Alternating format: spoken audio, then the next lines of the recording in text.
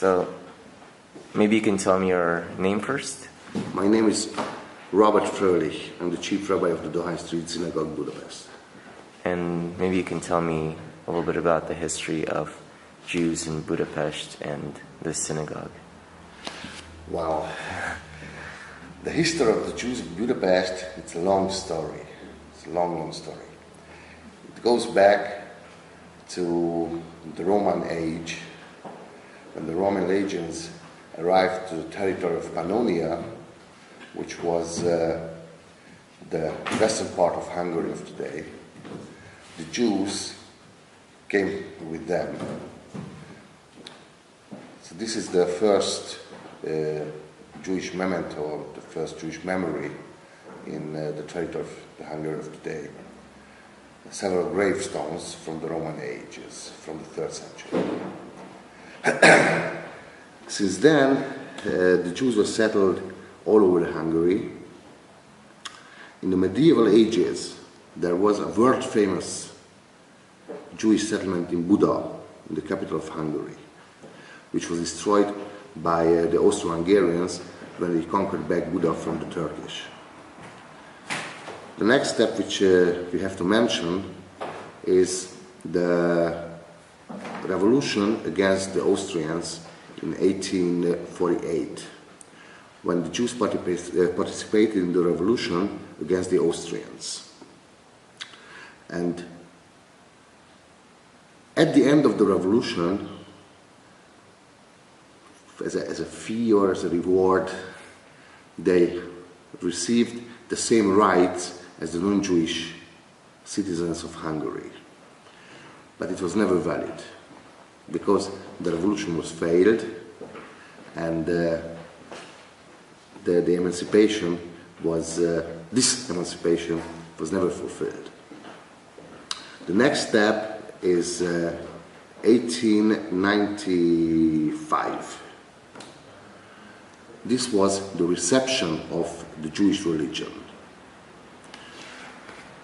Until this point in the history, in 1867, the Jews themselves were emancipated by the Hungarian government. It meant that the Jews had the same rights as persons as the non-Jewish citizens.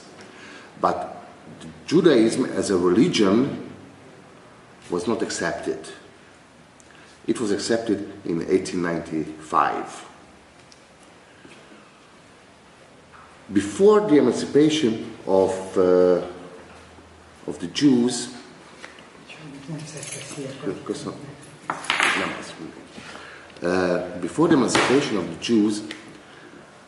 in 1855, they started to build the synagogue. And the synagogue opened its gate in 1859. Since then it's standing and serves as the symbol of the Hungarian Jews all over the world. What can I say about the synagogue? It's the biggest building, it's the biggest synagogue all over Europe, and it's the second largest all over the world. It consists of 3,300 places, sitting places, and on Rosh Hashanah and Yom Kippur's Eve, when it's full of people, there are more than 6,000 people inside. In the everyday life, of course, we don't have such a big crowd in the synagogue, but we have a great minyan every morning, every evening. Here in Hungary, after the 40 years of so-called communism, and after 20 years of the political changes, it's a big thing to say that we have a big minyan, a strong minyan, every morning and every evening. What does it mean? It means about 20-25 people, every morning, every evening. Youth and elders, both. That's it. Can you say a little bit about the special Hungarian way of practicing Judaism? You mean the Neolog movement? Right. Which is, it's hard to explain. What does it mean, neurological movement. If I want to make it similar to the other movements of the world, it's very similar to the modern Orthodox way of the Jewish life. But of course there are differences. Neurolog means that we keep the halakha, we keep the Jewish law, the Jewish traditions, and we do everything in a very strict Orthodox way in the synagogue's life. But we never check our members. We don't ask our members how they come to the synagogue, what do they eat at home. It's their soul. It depends on their soul. It's not our duty to check it. In the community itself, it's a strict Orthodox. But we have an organ. The organ was played by a non-Jewish person. And according to the halakha, the place where she plays, it's outside the synagogue.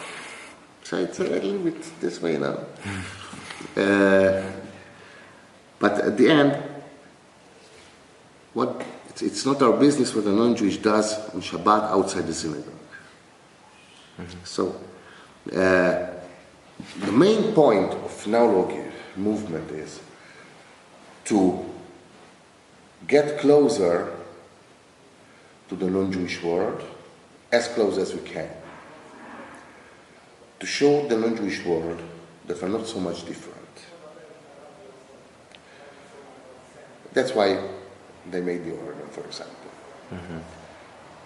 And the second thing is that the neurolog movement, in the beginning of its time, started to open the gates of Judaism to the non-Jewish world. The Jews then spread out from their themselves created ghetto to the non-Jewish world. They started to get professionals. They started to study not only Jewish studies, Sforim and so on. They started to learn the non-Jewish science. Mm-hmm. That's what the neurolog movement means. And how is the community in Budapest today? Well, we have 20 synagogues here in Budapest. Mm-hmm. There are about 80,000 Jews in Budapest. Among these 20 synagogues, there are 4 which has minyan every morning, every evening. We have Jewish schools, kindergartens, we have a Jewish university, we have the only Jewish hospital in Eastern Europe, we have elders' home. So we have everything which is needed to Jewish life. Learning structure, social structure, the educational line we have. Now the Jewish community of Budapest is not so flourishing as it was before the World War II, but we have a strong Jewish community here. And yet there's still, even though the community here is fairly, it's secular and yet it's also free as far as practicing. Very beautiful synagogues, Chabad, a lot of centers where to study. Yet there is some friction between in the politics between the non-Jews and the Jews. There's still some, compared to, I guess, the rest of Europe, there's still a little bit, there's not as much of acceptance, I feel. Do you feel that? I mean, basically, what is it like for Jews to live outside of Israel here in Hungary?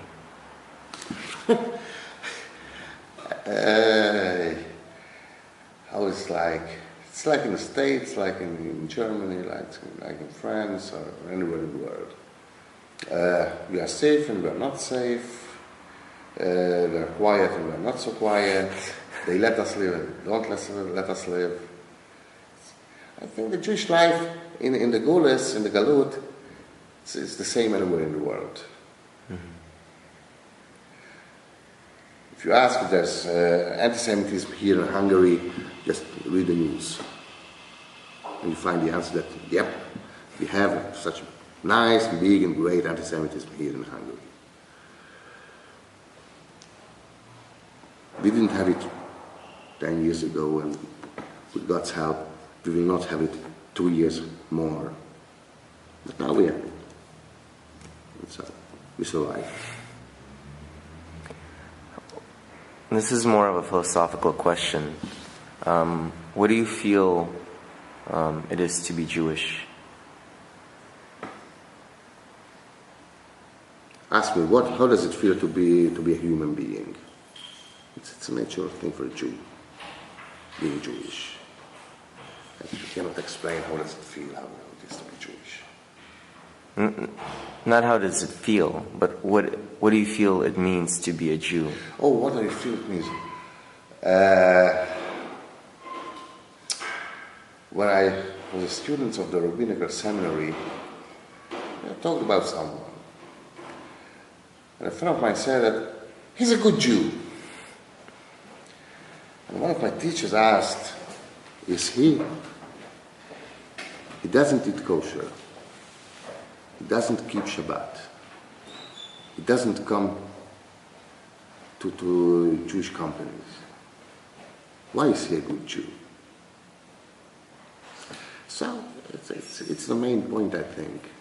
To be a Jew in the Golas, it means to be connected to the religion. I don't want to say that they have to come to the shul every morning, every evening. But they have to be familiar with the shul. Feel themselves like home in the shul.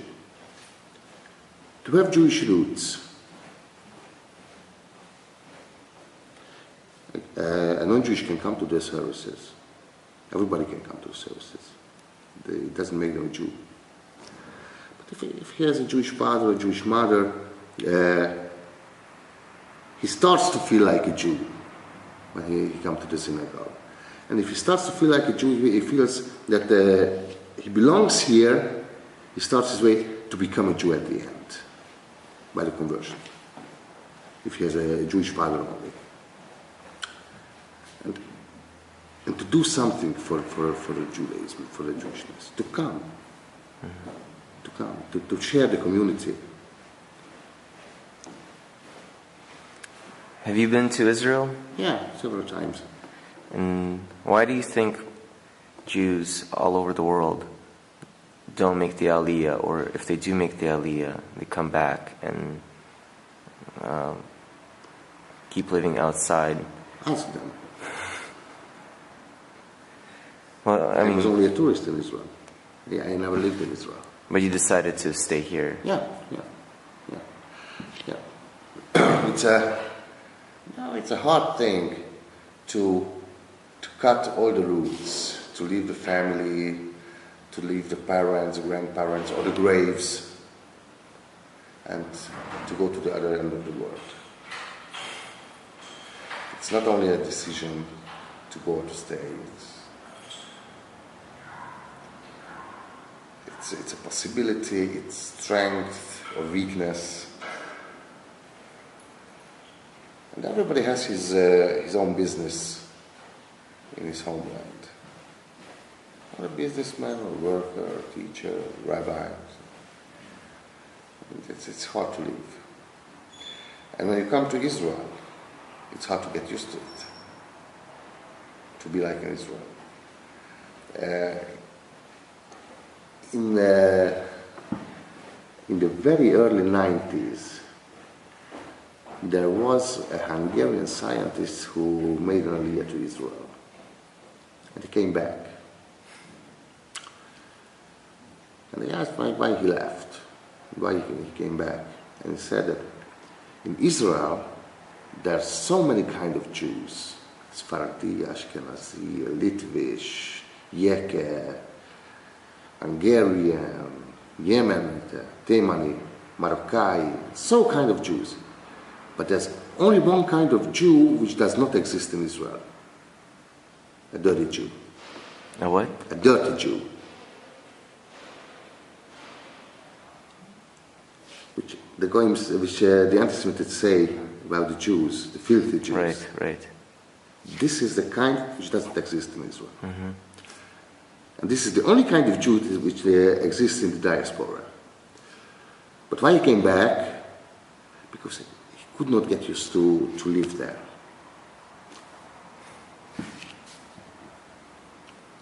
That's it. Yeah, we were born in Ukraine, and my family moved to U.S. I've been to Israel many times, and I do find it that it's a place that you cannot move to for economic reasons. Yeah. A lot of people left Israel for economic reasons, and if it economically didn't work out, or if it was hard because all of a sudden it was not stable, if they all of a sudden had to have kids go to the army, they wanted to leave. Wow. Everything has its price. Yeah. I think that's all the questions I have. That's all I answer, sir.